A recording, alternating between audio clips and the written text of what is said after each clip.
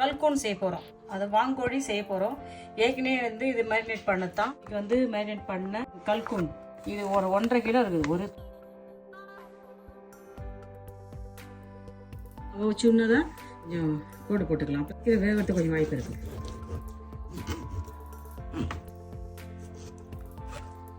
இனிமேல் அழகாக கோடு போட்டுட்டா நல்லாயிருக்கும். ஃபில் பண்ணுற சால்ட் வந்து நம்ம கொஞ்சம் இதில் சேர்த்துக்கலாம். ஏற்கனவே சால்ட் இருக்கும். இருப்பாங்க நம்ம சும்மா நம்மளுக்கு டேஸ்ட்டுக்காக சும்மா லைட்டாக கொஞ்சம் எடுத்துக்கலாம். இதில் கொஞ்சம் லைட்டாக அழகாக மிளகுத்தூள் அப்படியே நம்ம சேர்த்து அதில் மேரினேட் பண்ண தண்ணி தான். நம்ம தண்ணி எதுவும் ஆட் பண்ணல, அதில் தான் இருந்துச்சு. சும்மா லைட்டாக கொஞ்சம் கிரில் பண்ணுற உப்பு சேர்த்துக்கிறேன். கொஞ்சம் மிளகுத்தூள் சேர்த்துக்கிறேன். பூண்டு பல் பாருங்கள், இந்த பூண்டு பல் இதுக்குள்ளே வச்சுட்டா நல்லா வேகும். பூண்டு பல் வச்சுட்டோம். மேலே அப்படியே நம்ம ஒரு அலுமினியம் கவர் வச்சு நம்ம இதை பேக் பண்ணுறோம். எடுத்து வச்சுட்டோம். அப்படியே மூடிடுவோம். 85 இருக்குது. 3 மணி நேரம் சென்று நம்ம இதை எடுத்து வாங்கி நிமிஷம் குக் பண்ண போகிறோம். ஒரு 1/2 ஸ்பூன் உப்பு சேர்த்து 1/2 ஸ்பூன் உப்பு போட்டுட்டு இதை கலந்து இப்போ தண்ணி ஃபில்டர் பண்ணிவிட்டு நம்ம இதை எடுத்து ஸ்டேக்கப் பண்ணிக்கலாம். தண்ணி வடிகட்டி எடுத்துன்னு வந்துட்டோம். இதே பட்டர் சேர்த்துட்டு பட்டரில் நம்ம இந்த ரோஸ் கூட போட்டுக்கலாம். 1 டேபிள் ஸ்பூன் அளவுக்கு பட்டர் சேர்த்துட்டு பட்டரில் இதை லைட்டாக அப்படியே வறுத்தெடுக்கு மிதமான சூட்டில் வறுத்தெடுக்கு ரொம்ப டேஸ்ட் நல்லா இருக்கும். போதும், அவ்வளோதான். இது எசெல்லாம் வரட்டும். கொஞ்சம் உருளைக்கிழங்கு சேர்த்துக்கணும்.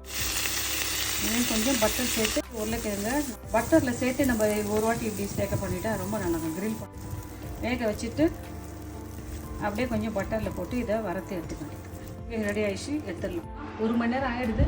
கல்கூன் எப்படி வாங்க எண்ணெய் அழகாக கோழி வெந்துடுது. இப்போ இதை கொஞ்சம் ஒரு 15 நிமிஷம் கிரில் பண்ணலாமா? 1 மணி நேரம் ஆகிடுச்சு. மேலே தடவலாம்.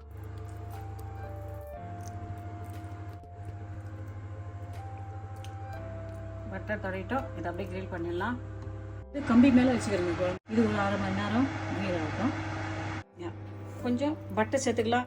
பட்டர் சேர்த்து பட்டர் அப்படியே நம்ம மெல்ட் ஆக்கிக்கலாம். பொடியை வைக்க வச்சா கொஞ்சம் பூண்டு சேர்த்துக்கிறேன்.